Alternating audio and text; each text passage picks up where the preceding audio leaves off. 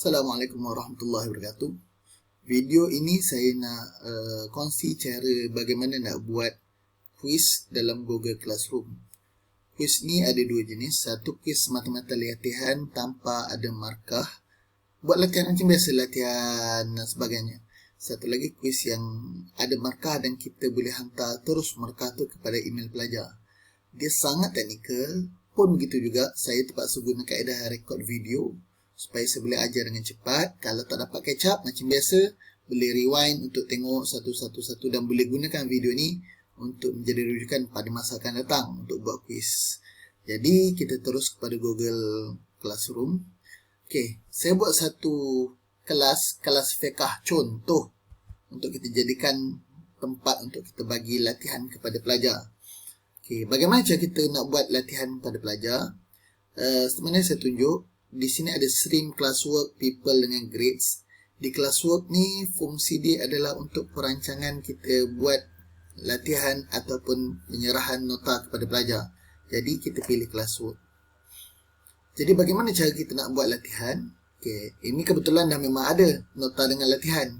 Jadi caranya ialah pertama kita perlu pilih beberapa option yang ada di sini. Mana yang paling sesuai untuk buat kuis? Soalan latih to be. Assignment boleh tapi dia tak berapa sesuai. Sebab assignment ni kita bagi satu soalan dan budak kena hantar latihan lah. So lukis peta minda, suruh jawab soalan 1-2 soalan ringkas atau boleh lah. Okay. Question, contoh kita tanya ta'aruf. Kita bagi satu tajuk, sila ta'aruf diri anda. So setiap orang akan bagi ta'aruf diri sendiri. So dia tak sesuai untuk buat latih to be, jawab soalan 40 markah, tak sesuai.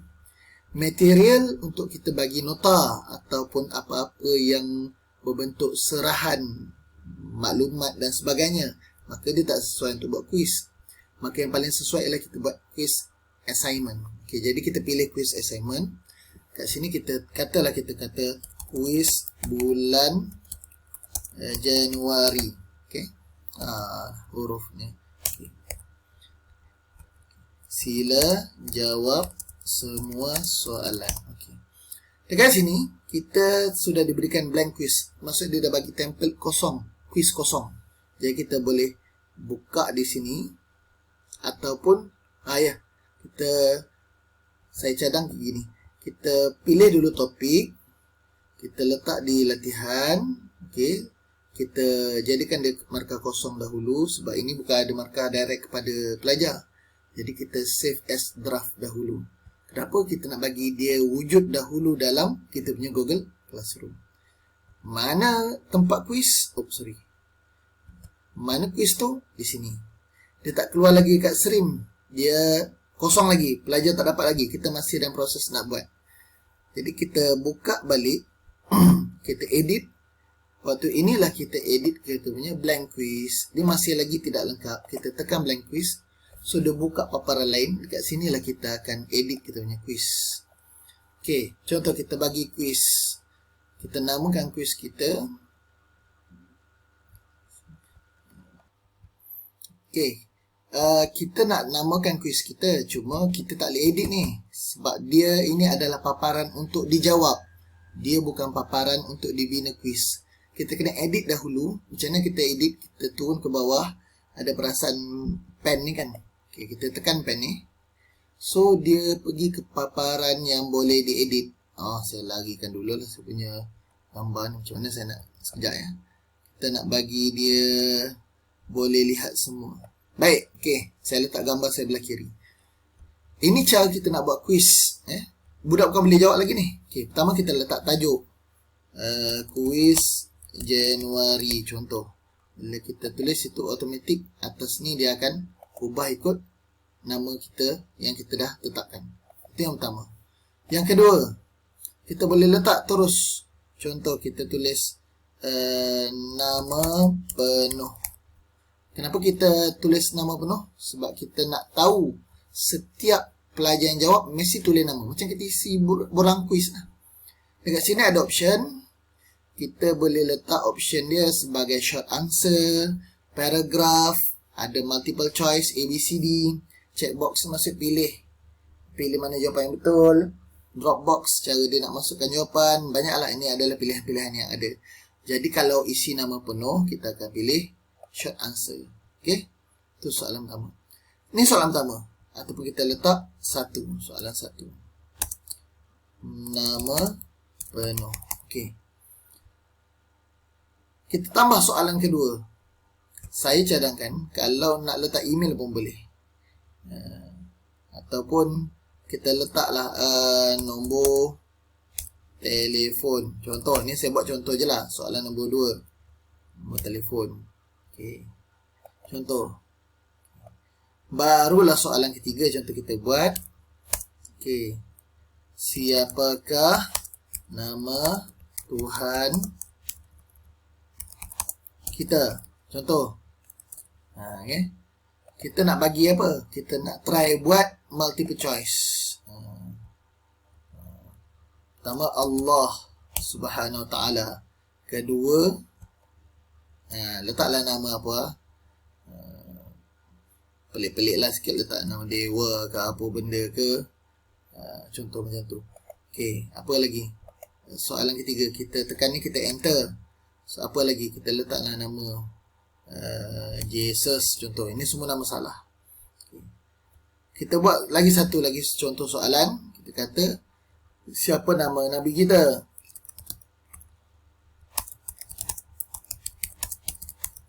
Contoh ni soalan nombor 4.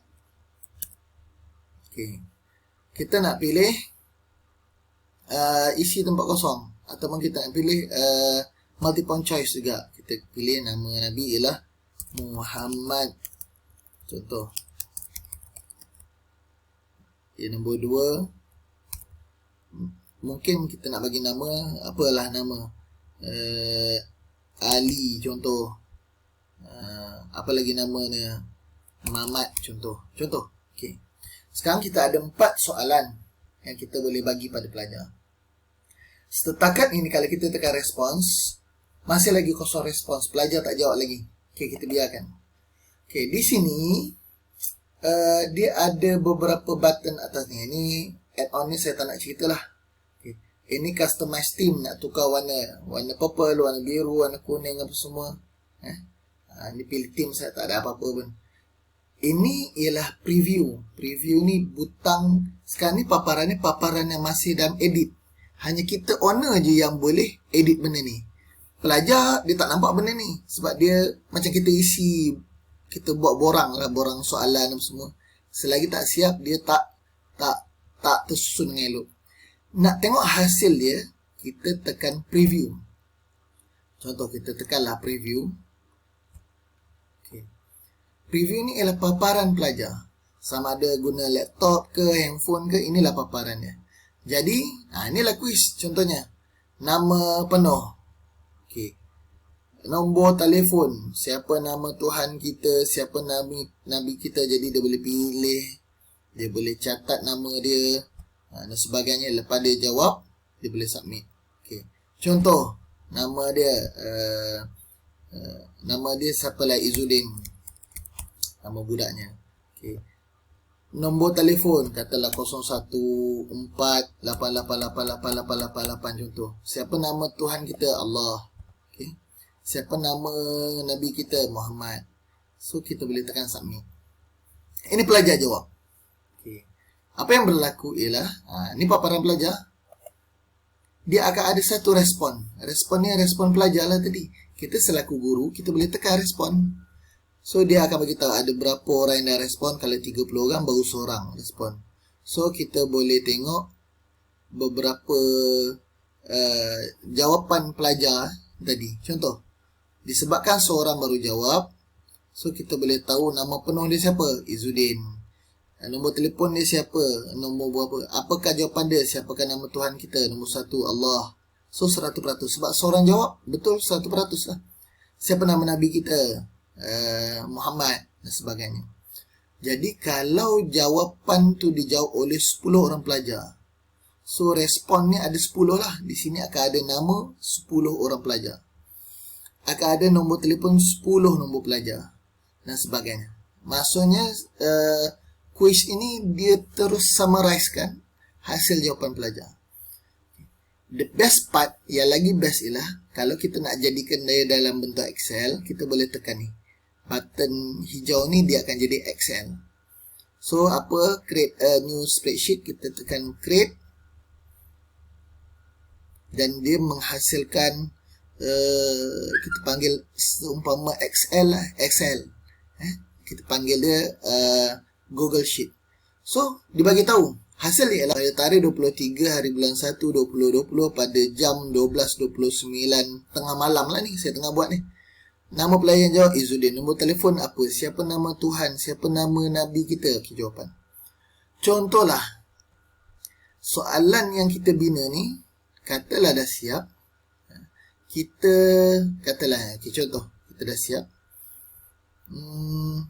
Simpan dalam bentuk save as draft. Contoh. Okay. Dah siap. Dah lengkap semua. Kita boleh tekan. Kita boleh edit. Dan kita boleh assign. Assign ni maksud kita keluarkan dia supaya budak boleh jawab. Okay. So apa yang berlaku? Okay. Di classwork kita dia dah jadi hitam yang jelas. Hitam jelas maksud dia keluar betul lah. Pada people. People ni patutnya ada nama pelajar lah. 30 orang pelajar. 30 orang pelajar ni akan dapat soalan kuis. Dekat mana? Dekat SRIM. SRIM dia keluar soalan kuis bulan Januari. So pelajar tekan dan pelajar boleh jawab terus soalan yang ditetapkan. Kita selaku guru, kita boleh tahu berapa orang yang dah jawab. Dekat sini dia akan muncul. Kalau 10 orang, 10 orang lah. Kalau 3 orang, 3 orang yang dah jawab. Setiap jawapan akan keluar dalam bentuk Excel. Orang pertama hantar Izzuddin. Orang kedua hantar Mukmin contoh. Pukul berapa sekian-sekian, apa jawapan dia. Orang ketiga, apa yang hantar Saleh, sekian-sekian. Jadi kita boleh tengok one by one, apa jawapan dia betul atau salah. Okay. Yang lagi seronok ialah, kalau kita tengok dari segi setting dia, dekat sini kita boleh nampak ada satu button setting. Kita tekan button setting, so dia ada beberapa option. Contoh satu, dia akan tanya general, collect email address. Apa tujuan dia? Kita boleh jadikan quiz ni, contoh kita buat macam ujian bulanan dan markah budak tu dia dapat melalui email. Kita pilih collect email address. So, sistem akan minta email. Limit to one response. Kita nak budak tu jawab sekali saja. Salah ke betul, markah apa, sekali je jawab. Kalau tak nak, kita buatlah uncheck, jangan letak right. Jadi budak tu boleh jawab banyak kali. Okay. Edit after submit. Ni kalau lepas dia submit nak edit balik, kita bagilah peluang. Kalau tak, kita jadikan soalan akhir tahun, tak boleh edit dah. Hantar sekali saja. Presentation. Okay, yang ini selalu orang tak kacau lah. Ini dia tak kacau. Biasanya dia tak kacau. Yang paling penting ialah quizzes. Okay. Kita nak jadikan benda ni quiz atau tidak? Apa maksud tidak? Kalau kita tutup, maksud dia cuma latihan biasa. Dia latihan biasa. Dia tak ada set markah. Tapi kalau kita letak dia sebagai quiz, okay. Pilihan dia, nak immediately after each submission, maksudnya kalau pelajar tu jawab, dia tekan je enter, submit, terus dapat markah. Kita tak nak, kita letak later. Dia budak jawab, esok baru dapat markah pun boleh. Dan ini respon pelajar. Kalau lah dia jawab, contoh dia jawab pukul 9 pagi, kita set up pukul 12 dapat jawapan. Apa yang dia boleh nampak? Miss question. Soalan mana yang dia salah? Correct answer. Mana jawapan yang sebenar yang betul?